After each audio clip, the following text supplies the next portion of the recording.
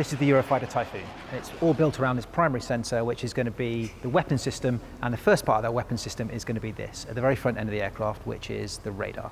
Highly capable radar, can see a long way and help us conduct a number of missions in the air-to-air and the air-to-surface role. As we start moving down the side of the aircraft, we've got these foreplanes at the front, and these will help us to maneuver the aircraft and keep it highly agile.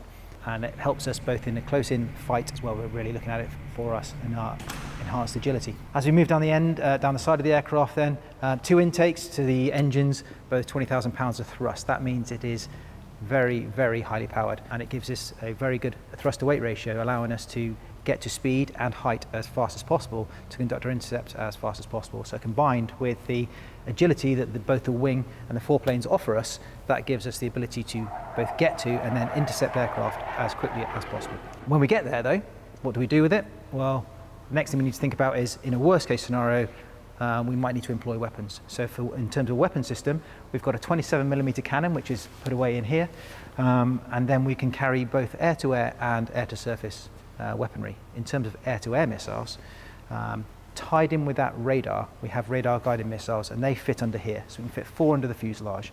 We can carry Meteors or AMRAAMs under there. And as we start coming down into an air-to-air fit, we'll also carry air-to-air missiles, potentially, when we need to, under the wings as well. But we'll also carry on the wingtip pylons heat-seeking missiles, so ASRAAMs. So imagine your radar-guided missiles are for longer range or poor weather, and your heat-seeking missiles are for good weather and shorter range in almost dogfighting. But that's the air-to-air side of things. We've also carry air-to-surface missiles as well, or air-to-surface weaponry. So we can carry Paveway 4s, which is a 500-pound laser-guided bomb. We can carry Brimstone, which is a low collateral weapon.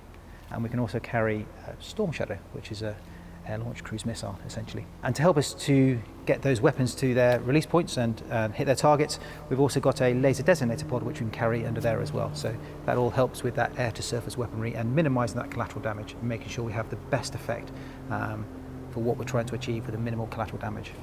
To help us survive in the environment that is now highly contested, degraded, we also have a defensive aid subsystem.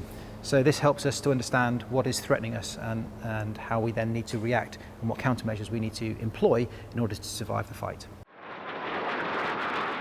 So one of the strengths of the Typhoon is its ability to conduct both air-to-air and air-to-surface missions at the same time. We don't have to land and re-roll, we can actually do both missions at the same time. And that means carrying both air-to-air and air-to-surface weaponry in the same configuration on the same sortie. So we can carry a full suite of air-to-air radar-guided missiles, heat-seeking missiles on the wingtips, and then either 500-pound bombs, so Paveway 4s, or Brimstone at the same time as Storm Shadow. And that gives us the ability to fight our way in toward the target, release our air-to-surface weaponry, and then fight our way back out if we need to as well. Thanks for watching. For more from Forces News, like and subscribe to our channel.